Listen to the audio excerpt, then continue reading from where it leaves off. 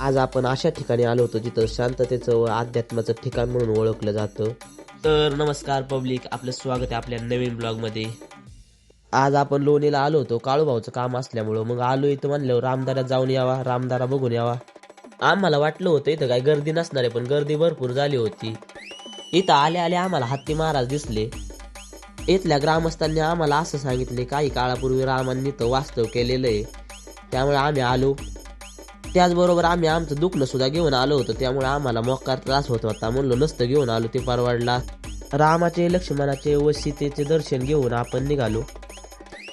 जरा म्हणलो इथं हिंडावं, आपली सगळी गँग घेऊन आपण आलो होतो. जरा फिरलो बिरलो. तरी म्हणलो यांचं मेन काम कसं काय अजून चालू केलं नाही. त्यांनी लगेच मेन काम सुरू केलं. थोडं फोटो काढून घेतल्यानंतर काळूभाऊ आता खुश झाला होता. मला फोटो काढणं गरजेचं आहे माझं. इथे खूप शांतता होती व निसर्गरम्य वातावरण आहे. एक वेळ प्रत्येकाने भेट दिली पाहिजे. पुण्यापासून खूप जवळ आहे. इथं जास्त कपलच्याच जोड्या दिसत होत्या, पण आमचे मित्र काही कमी नाही, त्यांच्या मजा घ्यायला लागले होते. मग तिथून आपण डायरेक्ट वाड्याला आलो, वाड्याचं पाणी बघण्यासाठी. आणि तिथून आपण बाहेर आल्यानंतर आपल्याला काळूभाऊने केला खर्च. काळूभाऊचा खर्च बघून माझ्या डोळ्यात पाणी आलं होतं, पण काय बोलू शकत नाही. तिथनं मग आपण गोळे कंपनी बघत बघत घराकडे निघालो.